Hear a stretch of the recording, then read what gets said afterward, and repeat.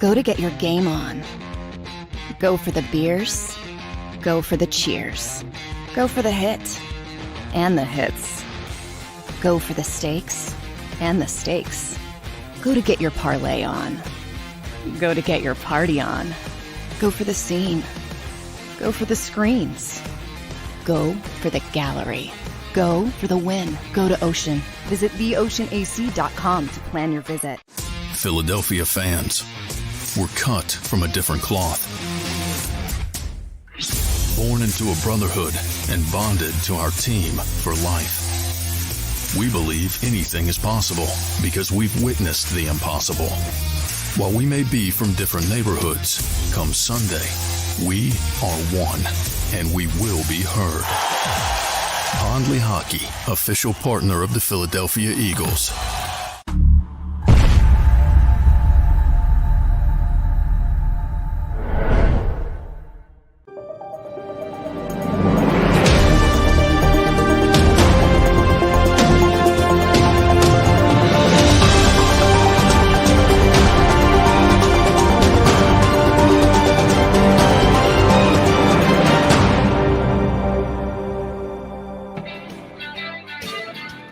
Welcome to another edition of Football 24/7. He's John McMullen, and I'm your boy, Tone Deshields II. First and foremost, we appreciate you guys for locking in. Make sure you guys smash that like button. Continue to stay engaged with the content. Make sure you guys are commenting, subscribing, listen to all the love you guys give out there. We want to make sure we're on the receiving end of it all. So, again, we appreciate you guys. John, how are you feeling today, my man? Doing well. The rare Saturday practice. Beautiful day, at least. I think it's going to start to get colder tomorrow, so it should be pretty chilly on Monday night, but was beautiful today in South Philadelphia. Absolutely. I actually had a wedding this weekend, and it was very beautiful in Delaware, and the drive home was absolutely pleasant. Nice breeze, not too hot, not too cold, just like you said, an overall beautiful day. But what are the vibes right now at the NovaCare Center? 2 days before they face off against the Washington Commanders. So right now, what's the energy like down there?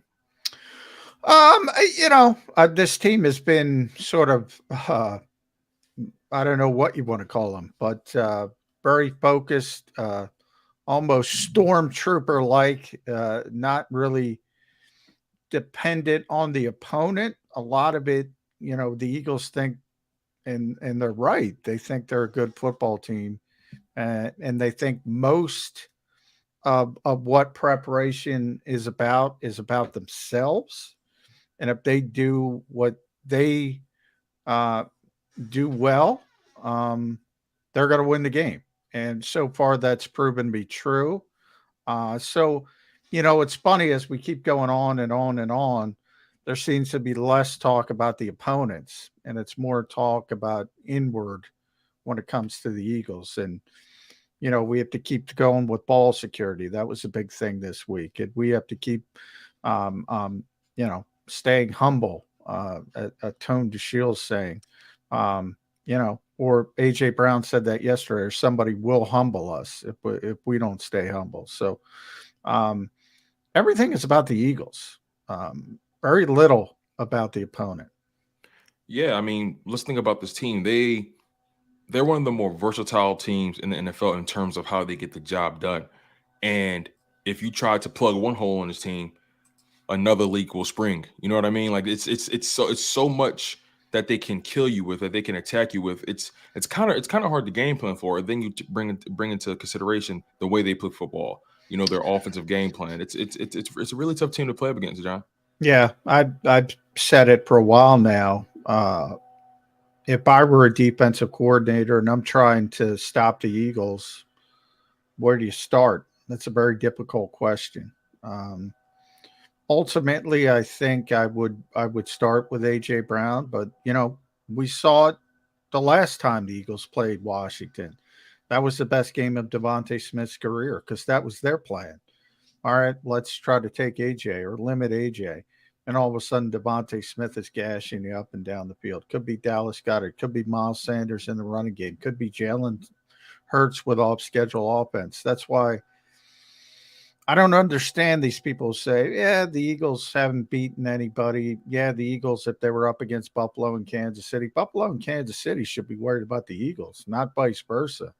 Because the Eagles are the more well-rounded team. Now, they have the superstar quarterbacks, and I think everybody defaults to that. But you look at Buffalo this week and Josh Allen, they're doing all the – and Nick Sirianni does it as well with the competitive advantage nonsense and all that stuff. But Buffalo's so Josh Allen centric. They don't even try to run the ball. And when they do run the ball, it's Josh Allen. So he's so impactful to their team. The Eagles can beat you all these different ways. They can beat you with the running game. They can beat you with the passing game, depending on what you want to take away. They can beat you with defense, with all the turnovers and all the interceptions and the turnover ratio. So, everybody else has to play a certain way to be successful. The Eagles kind of feel out their opponents on a particular game day and say, all right, you're doing a good job against the pass. We're just going to run it. You're doing a good job against the running game. We're just going to, throw 50-50 balls down the field to A.J. Brown. Good luck with that in man-to-man coverage. So, it's the most well-rounded team in football so far.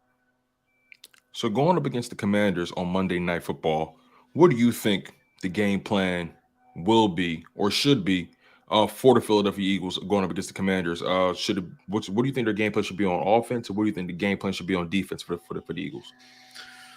Well, on offense, it kind of depends on what you do with Washington's front. So it's all dependent. And that's the best front. And I asked Jason Kelsey that this week, and he admitted, yeah, this is the best front we faced this year. It's going to be the best front.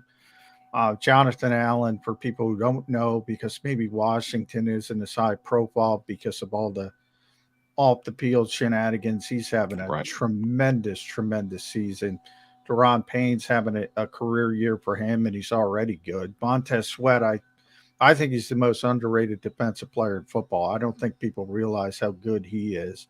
And now Chase Young may be back. Now, if he is back, he's going to have a small package of plays, maybe 15, 20 plays. But still, you add him and that kind of talent to that defensive front. So, to me, if Washington is firing on all cylinders with that defensive front, it's going to be a little bit difficult at times. It's going to be maybe herky-jerky, maybe a little ugly at times, but you'll still have opportunities to make big plays down the field in the passing game. So I think you're going to have a really difficult time with that front. And it's going to be, instead of those consistent 15 play drives, it's going to be more about the big play strike. But I think they'll be able to do that. Benjamin St. Juste is a really, really good young corner, but he's also young and he's susceptible to giving up the big play occasionally. Kendall Fuller's, not having the best year. They do have good safeties. So I think the big play has to be the explosive play has to be paramount, because I don't know if you're going to get those consistent drives with that front, because, think about what happens to him. It might be one play, 4-yard tackle for loss, then you're behind the sticks. That's what the Washington defensive front can do. When you're talking about the Eagles defense against Washington's offense, Taylor Heinicke is very limited. He's very, very, very limited. That's putting it nicely. Very, very, very, very limited. So he's sort of that way. Like, he's this weird kind of energy quarterback who can shake off bad plays, and all of a sudden he looks bad. Boom, he makes some weird kind of play and keeps you in the game. So the Eagles just have to be disciplined. I think if they're disciplined against Taylor Heinicke, they're going to overwhelm him, because he just doesn't have the skill set to do much. What do you think the key matchups are in this game? I was thinking about Jordan Mailata versus Chase Young, when he's on the field, because Mailata, he hasn't had his best stretch of games, and he's been giving up sacks, and he just doesn't seem to be getting off the line of scrimmage as quickly as we're used to seeing. What do you think that is? Do you think that injury is still nagging him? Can you provide any insight? Yeah, he's definitely playing through a lot of pain, Jordan Mailata. But I'm not worried about Chase Young this week, because if he does play, he's only going to play 10, 15 plays. So I'm more worried about Montez Sweat. And they toggle Montez Sweat from side to side. So, if they decide Jordan Mailata is not healthy and he's not playing up to his usual standard, they might put him on that side more than Lane's side, because Lane is Lane. And then the biggest issue for the Eagles this week is Avonte Maddox. I've been saying it all week. Nick basically confirmed it this morning.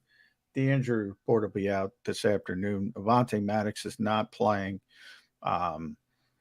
So you're going to have Josiah Scott is going to be able to play. He's going to be the slot corner. He missed the game in Houston with an ankle injury. You saw him earlier in the season against Jacksonville, Pittsburgh. Big downgrade there. And you have Curtis Samuel, who is, one of the playmakers for Washington, can do a lot of different things. So that's something to keep an eye on.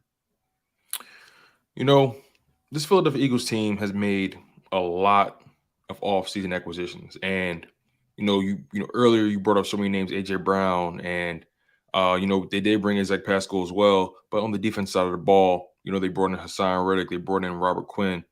They also brought in Kaiser White in the offseason.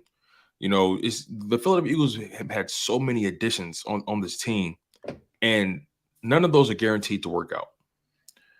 But can you speak on just how unique that is in the NFL to have essentially all your offseason acquisitions hit? Because again, it's not something that's guaranteed, especially the more people you bring in, the more moving parts, the higher the chances of it not working, because you have to get everyone acclimated to the system and so on and so forth. Can you speak on just the uniqueness of what's going on with the Philadelphia Eagles this season, especially with the offseason guys coming in? Well, part of it is just good players. Like you see it in at the trade deadline. I brought up, there was this old sort of narrative that, I've been covering this league for a long time. So for years, GMs would say, well, this is not a plug and play league. We can't bring in somebody midway through the season. He can't contribute for us. So now all of a sudden you have sort of a new breed of GMs who are like, you know what, we're going to go get Christian McCaffrey. He's going to run for a touchdown, throw for a touchdown, catch a touchdown in one game. And he's been here for 10 hours.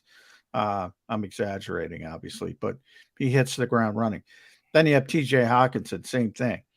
He gets 9 targets in his first game, 9 receptions. So some of that is dying. Chauncey Gardner-Johnson being the example here. We were all asking the same question, and rightfully so. How can he play? Right before they acquired him, right before week 1, remember. No time. They threw him out there. He leads the NFL in interceptions. A lot of these old tropes are dying in the new age.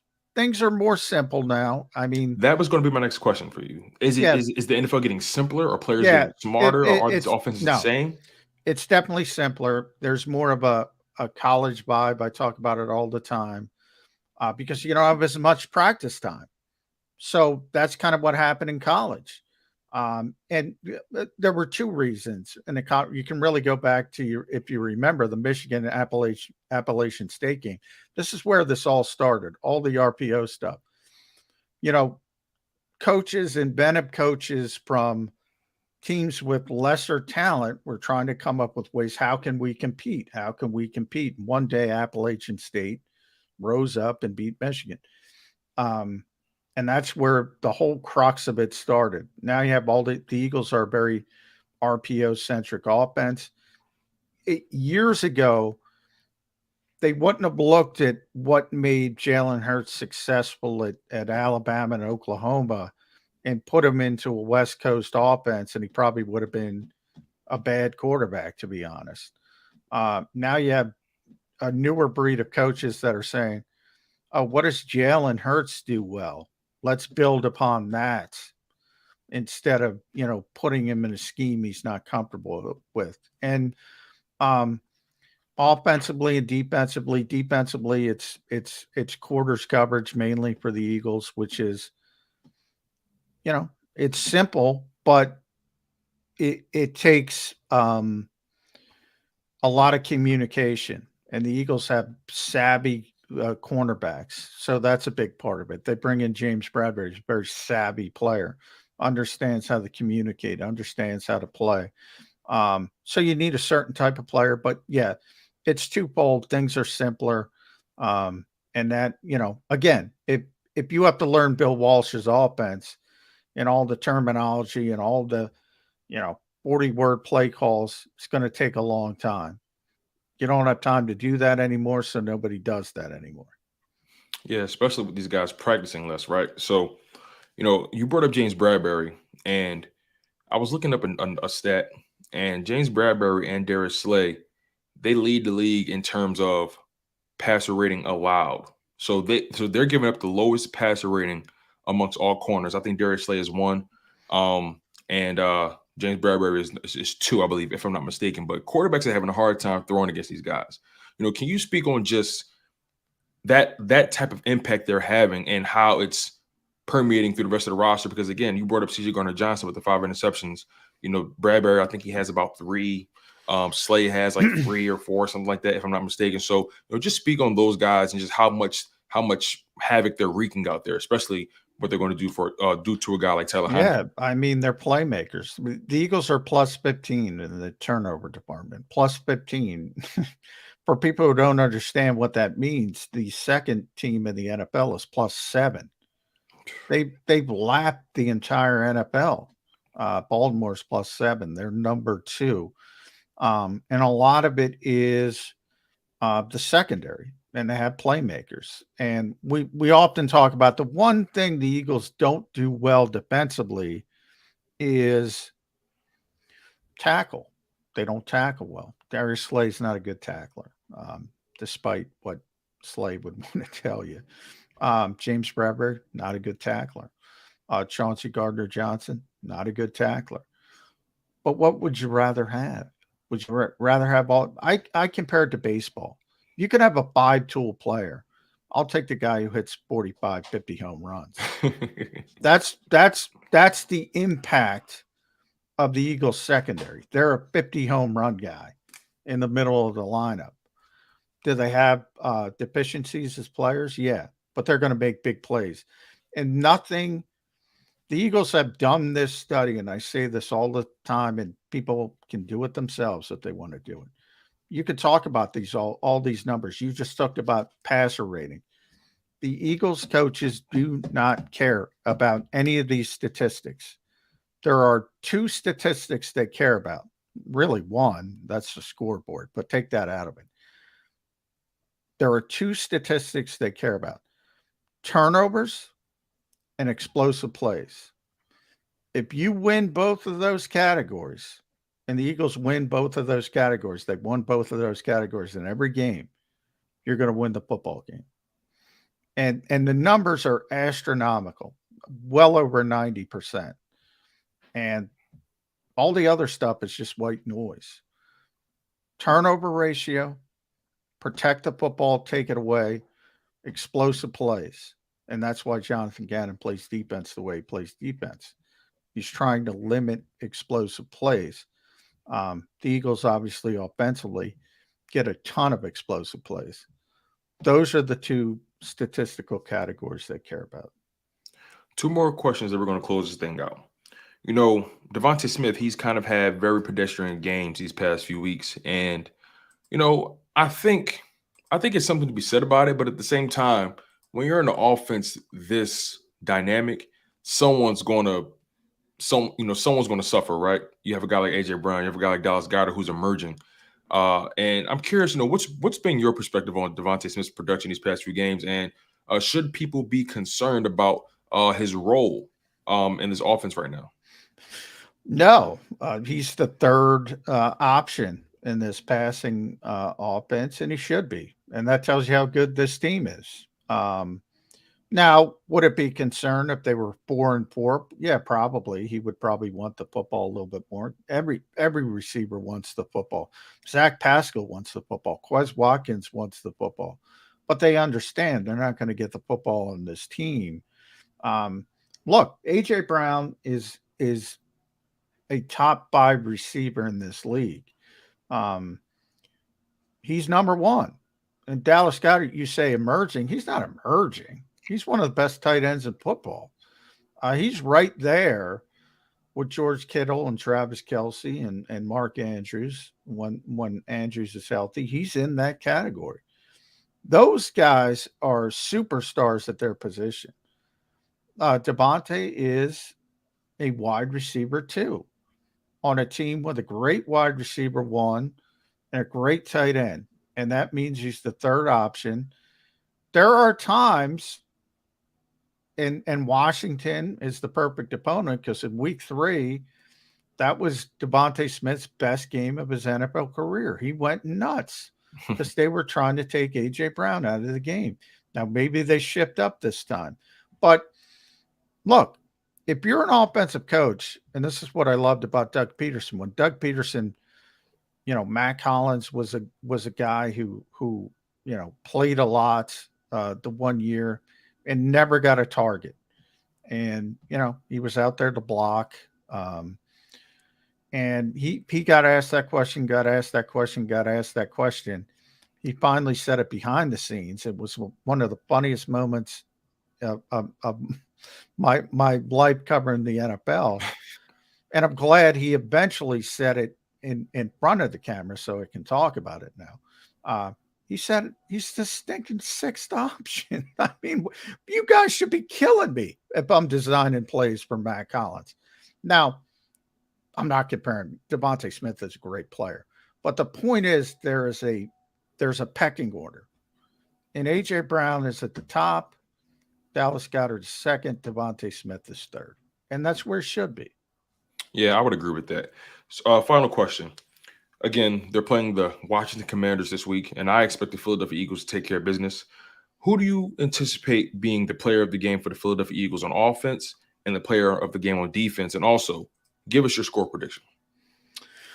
Well, the Eagles are going to win the game. They're going to win relatively easy. I think I had it 31-16-ish, somewhere in that range. But as far as, who's the player, I mean, that's always a crapshoot. That's the good thing about the Eagles. They have so many difference makers. It could be anybody, any week. My guess is Dallas Goedert, the way he's playing. He's got the hot hand right now. You can always give it to the quarterback if you want to go the easy route. Defensively, I'm going to go with Hassan Reddick because I think you're going to see. I think you're going to see a strip sack this week. Maybe a big strip sack in Washington's territory. Who knows? But I think you're going to see a strip sack because Taylor Heinicke's the kind of guy who try to extend plays and maybe give Hassan that opportunity. Yeah, I'm going to do you one better. I'm gonna say this is Robert Quinn's big day. I'm going to say Robert Quinn comes on and does this thing. He gives us about 2 sacks. Why not? But better do it in about 10 plays because that's all he's getting. You never know. If it's a blowout, he might get more. Hey man, this Eagles team is deep, and what can you expect? There's talent all over the place. But the Philadelphia Eagles are currently 8-0, and they're looking to go 9-0. And will they go undefeated on the season? Listen, it's hard to find a loss, but we will find out at the end of the day. I think going the distance, I think winning the Super Bowl in the grand scheme of things is better than going 16-0 if you ask me. So, this is something that we're going to have to monitor. This is something that's way better, I would say. But be wary. Just be wary of Jonathan Allen. If you don't realize how good he is. Oh, no, Jonathan Allen is very, very good. Very good. But, you guys are locked in on Football 24/7 with John McMullen. John is going to always give you guys his raw opinion, whether you like it or not, and it's always unbiased. And that's what I love about John. John just tells it how he sees it. He tells it like it is. And, what more can you ask for? But, again, you guys, make sure you smash that like button. Make sure you guys are subscribed to the content. If you want more from John McMullen, make sure you guys go check him out on JAKIBsports.com. That's JAKIB Sports.